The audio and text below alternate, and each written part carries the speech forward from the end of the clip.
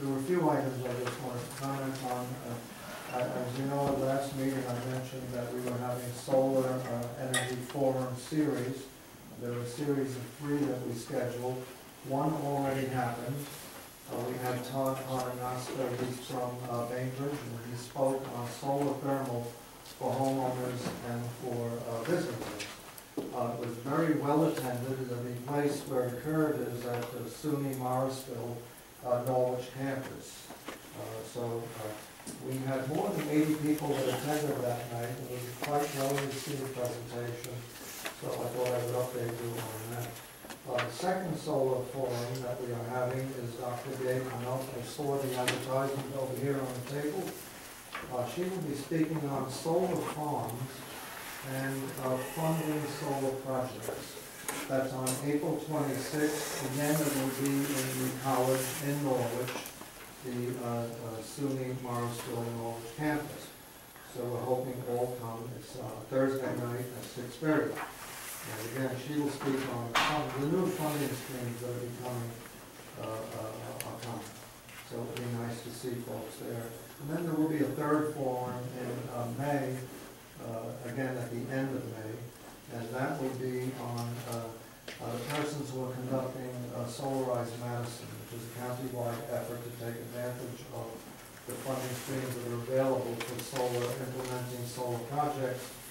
They will be coming and telling us what they're doing up there, how the project is moving along, and it's our hope that we might consider morphing it into, down the road a little bit, a solarized Shenango.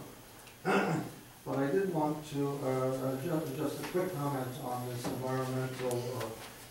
critical environmental zone and the issue of lake water versus well water. I think it's reversed in Norwich. Norwich uses Shenango Lake as a backup system. So during times of drought, if they don't get enough out of their wells, they have to be sure that Shenango Lake is available and is clean and is not a source that cannot be used for water. So they have that as a backup system.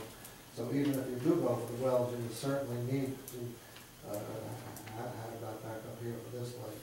And finally, I would like to say I went to the Natural Gas Advisory Committee meeting this last Monday morning, and I've gone to many of their meetings in the past, and there were at times that I thought they were putting a little bit too rosy image on things, but I will say this time they spoke quite clearly about various concerns that still remain, and I would alert people to the news article that appeared on Tuesday.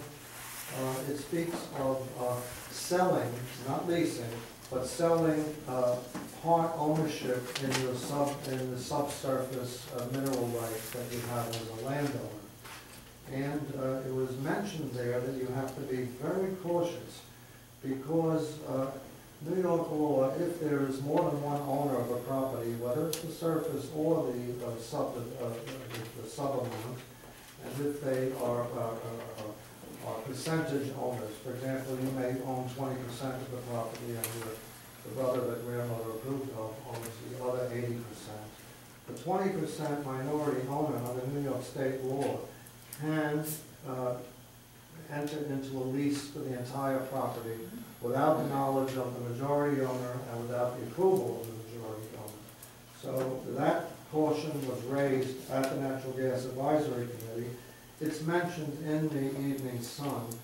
So again, just be very, very cautious. And quite frankly, I was surprised to see how those that are for drilling didn't gloss over this. They said it's a very serious concern. So before you enter into selling your mineral rights, even if you keep 50%, be aware that then that other